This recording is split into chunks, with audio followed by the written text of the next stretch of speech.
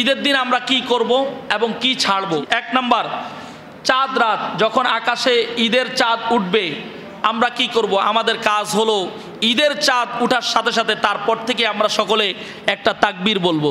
তাকবীরটা হচ্ছে আল্লাহু আকবার, আল্লাহু আকবার, লা ইলাহা ইল্লাল্লাহু ওয়াল্লাহু আকবার, আল্লাহু আকবার, ওয়ালিল্লাহিল হামদ। ঈদের চাঁদ রাত যখন চাঁদের ঘোষণা আপনার কানে আসবে তারপর থেকে এটা মুখে চলতে থাকবে। হাঁটতেছেন, ঘুরতেছেন, যেখানে যান মনে মনে এই তাকবীরটি পাঠ করতে থাকবেন। 2 নাম্বার, সদকাতুল ফিতর আদায় করা।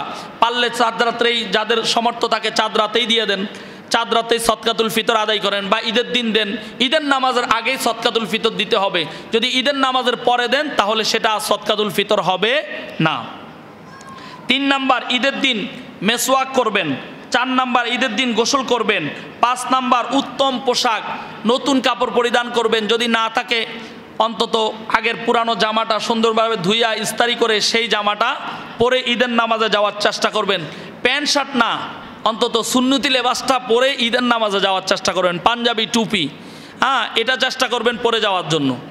এরপরে হলো আতর, খুশবু ব্যবহার করা। নিজেরা আতর ব্যবহার করবেন, অন্যদেরকে আতর দেওয়ার চেষ্টা করবেন।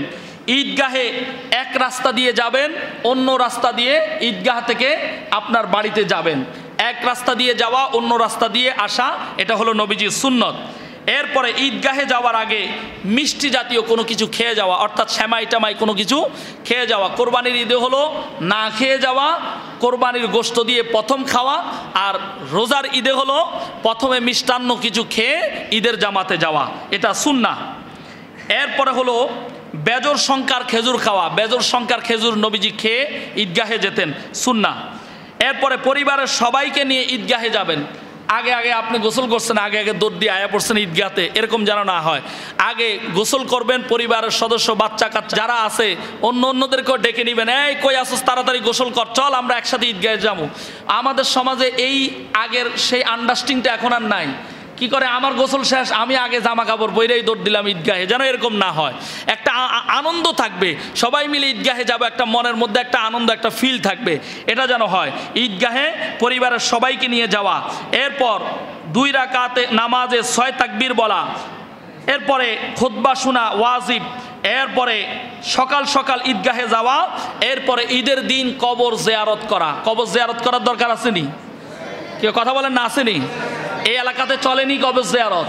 চলে, আমি দেখছি তো। এই সবাই মিলা সেই কবরস্থানে যায় দল বেঁধে কত সুন্দর কবর জিয়ারত হয়, এটা খুব ভালো।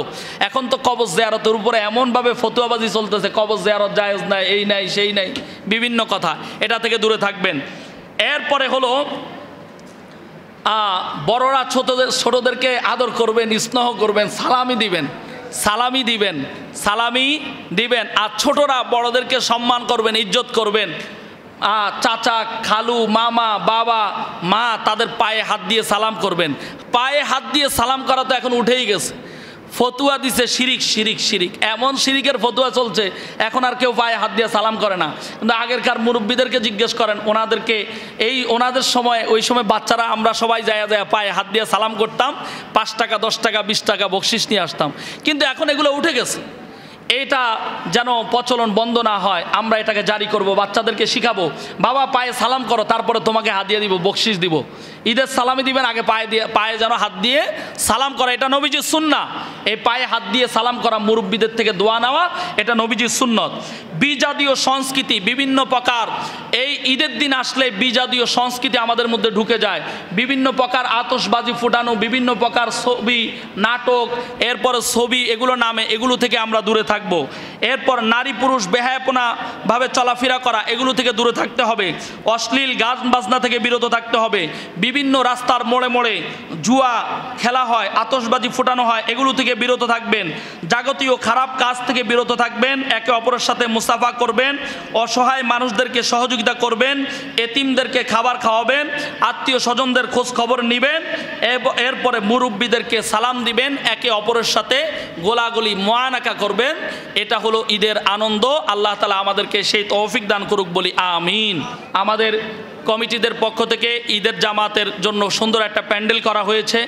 আপনারা নিজেরা চলে আসবেন, আপনাদের আত্মীয় স্বজন যারা আছে সবাইকে দাওয়াত দিয়ে নিয়ে আসবেন, বলবেন আস্তানায় চলো, আস্তানায় ঈদের নামাজ পড়বো। কত সুন্দর এখানে প্যান্ডেল আছে। ঈদের জামাত, ঈদের নামাজ পড়া কিন্তু ঈদগাহে পড়া উত্তম। অনেকে মসজিদে পড়ে, কিন্তু মসজিদের যেখানে ঈদগাহে পড়ার সুযোগ নাই ওখানে পড়তে হয় কোথায়? মসজিদে। কিন্তু এখানে যেহেতু সুযোগ আছে, সবাইকে ঈদগাহে আসার চেষ্টা করবেন। এখানে একটা সুন্দর আল্লাহর ওলির দরবার, একটা সুন্দর একটা প্যান্ডেল করা হয়েছে ঈদগাহের জন্য। আপনারা সকলে নিজেরা আসবেন, অন্যদেরকে এই ঈদগাহের আসার জন্য দাওয়াত দিয়ে দিবেন। আপনাদের সকলকে অগ্রিম ঈদুল ফিতরের শুভেচ্ছা জাহাঙ্গীর আস্তানা শরীফ জামে মসজিদের পক্ষ থেকে। আজকের খুতবার আলোচনা থেকে আমরা যা শুনলাম, আল্লাহ তাআলা আমাদের প্রত্যেককে এর উপর আমল করার তৌফিক দান করুক। আমরা সকলে পড়ি আমিন।